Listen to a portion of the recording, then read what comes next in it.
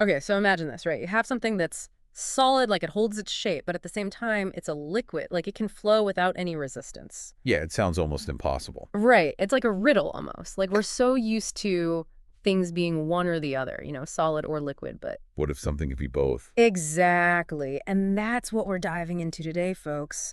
The strange world of supersolids. Yeah, and it's not just a theoretical idea anymore. That's right. Scientists have actually managed to create this dual state using light. Using light. Yeah, it was a pretty huge breakthrough reported just this month, actually, March 5th, in the journal Science.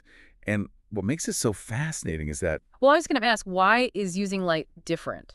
Because I know they've made supersolids before, right? Like from atoms. right, yeah, you've done your research. And well, got to stay up to date. Absolutely. Yeah. So, yeah, they have created supersolids using atoms before, but this new method using light, it just opens up a whole new realm of possibilities for understanding, basic physics, the fundamentals. Okay. I'm hooked. I'm ready to dive in. Let's do it. All right, so let's start with the basics. Mm-hmm. What exactly is a supersolid? I mean, you said it's both solid and liquid, but how does that even work? Yeah, let's break down that contradiction. Exactly. So when we say solid in this context, what are we really talking about? Okay, so think about a typical solid, right? Like a diamond or a piece of ice. Okay. The atoms or molecules that make it up, they're arranged in a very specific pattern. It's super ordered and repeating, like a grid or a lattice. It's like a crystal lattice. Exactly. And these atoms, they're pretty much locked into these positions. They might vibrate a bit, but they can't really move around freely.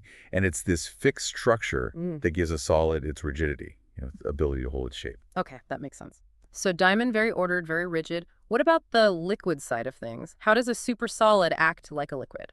Right, so in a normal liquid, the particles have enough energy to move around. They can flow past each other, and that's why water takes the shape of its container, or, honey drips slowly. Right. That's viscosity, by the way. It's a measure of a liquid's resistance to flow. Honey, high viscosity. Water, low viscosity. Got it. So how does a supersolid fit into all of this? Well, the amazing thing is a supersolid, it has zero viscosity. None at all. Wait, so it flows without any resistance? Exactly. It's like if you started a stream of this super solid, it would just keep going forever without slowing down because there's no internal friction. That's the super part of super solid. It's similar to superfluids like supercooled helium, which also exhibit this bizarre behavior. Okay, so we've got this ordered structure, like a solid, but it can also flow with zero resistance like a superfluid. My brain's trying to picture this. How is that even possible? It's definitely one of those things that seems to defy our everyday intuition, right? And the key to understanding it lies in the world of quantum mechanics and the fact that these supersolid states, they typically only form at incredibly low temperatures. How low are we talking? I mean, extremely low, like fractions of a degree above absolute zero, which is... Like minus 400 something Fahrenheit? Yeah, minus 459.67 degrees Fahrenheit to be precise, or minus 273.15 Celsius. Wow, that is unbelievably cold. Yeah. I mean, why does it need to be that cold? Okay, so picture this, right at room temperature. Atoms are bouncing around like crazy. They have tons of energy, like a room full of toddlers who had way too much sugar. It's chaotic. I can picture that. Right. It's hard to see any kind of order or pattern in all of that movement. Yeah. But when you cool things down to near absolute zero, you're essentially taking away almost all of that energy.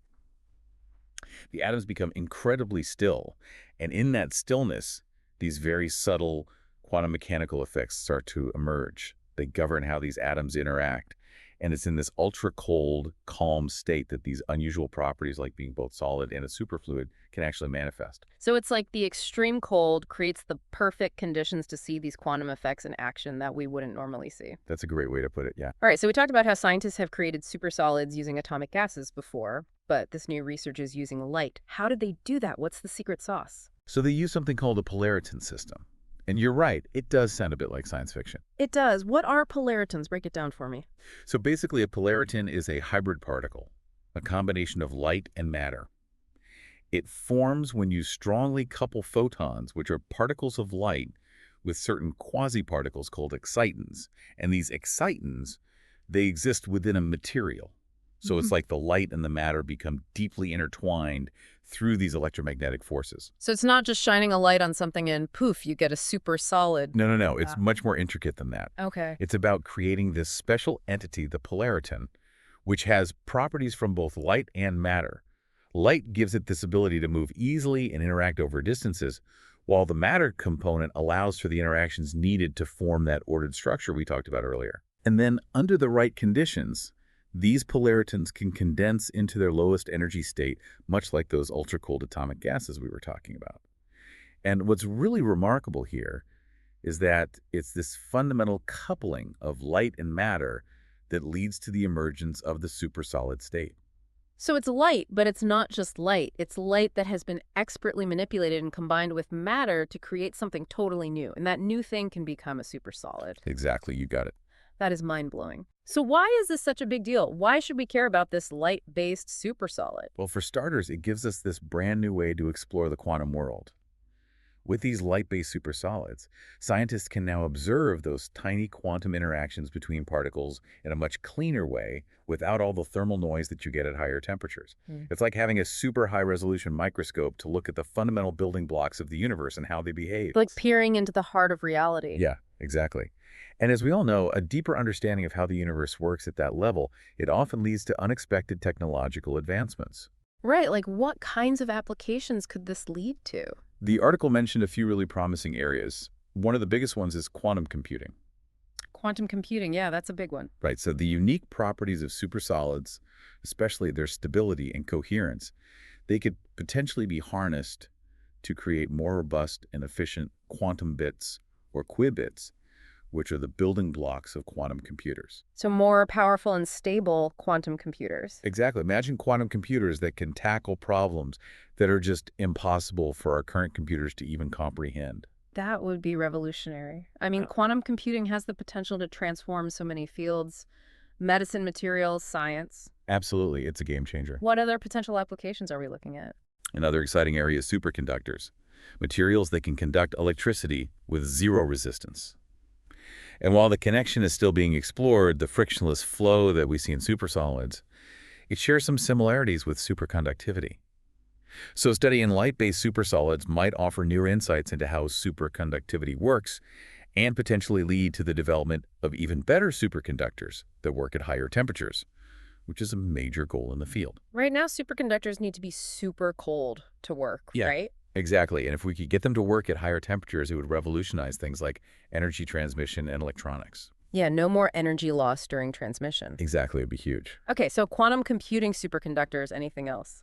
Well, the article also mentions the potential for developing frictionless lubricants, which is pretty amazing. Frictionless lubricants. Yeah, think about all the mechanical systems where friction is a problem.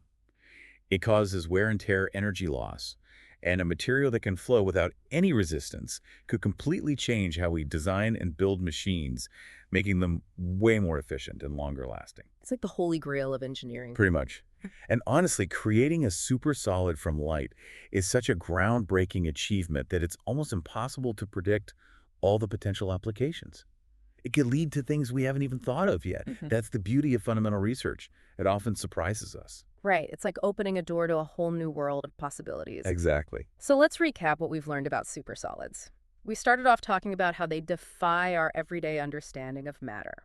They're both solid with an ordered structure, and they can flow without any resistance like a superfluid.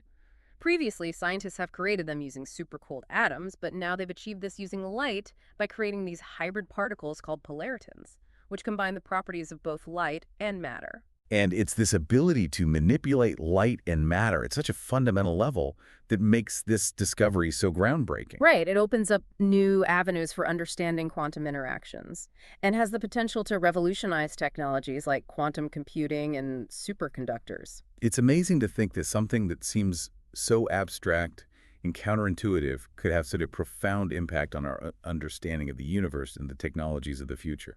It really makes you wonder what other seemingly impossible states of matter or phenomena are out there just waiting to be discovered and harnessed. The universe is full of mysteries, and we're only just beginning to scratch the surface. That is so true. Well, folks, this has been quite the deep dive into the fascinating world of supersolids. If you enjoyed this exploration into the quantum realm, make sure to like and subscribe, and let us know in the comments what other scientific mysteries you'd like us to delve into in future deep dives. We're always looking for new topics to explore. Absolutely. So stay tuned for more enlightening journeys into the world of science right here on The Deep Dive. We'll see you next time. See ya.